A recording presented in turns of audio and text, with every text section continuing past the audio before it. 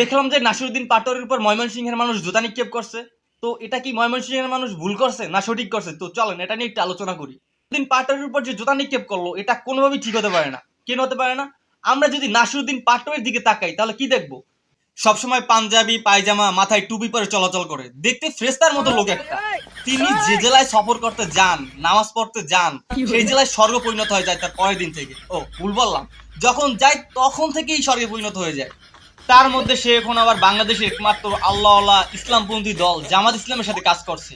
সেই জামাত ইসলাম, যে জামাত ইসলাম না থাকলে আমরা জান্নাতের টিকিট পাইতাম না। এমন একটা ফ্রেস্তাবান লোকের সাথে এই ব্যবহার, সি ময়মনসিং সি। পীর সাহেব নাসিরউদ্দিন পাটোয়ারির বরদোয়াতে তুমি ধ্বংস হয়ে যাবা। আজ আমাদের পটুয়াখালীর দিকে তাকাও। আজ পটুয়াখালীতে নাসিরউদ্দিন পাটোয়ারির মতো একজন পীর সাহেবের পদগুলি পড়ে নাই, যে কারণে আজকে আমাদের পটুয়াখালী উন্নতহীন। কোনো প্রকার উন্নতের ছায়াও দেখি না আমরা পটুয়াখালীতে। একটু নিজেদেরকে শোধরাও, ক্ষমা চাও নাসিরউদ্দিন পাটোয়ারির কাছে, না হলে শেষ বরবাদ।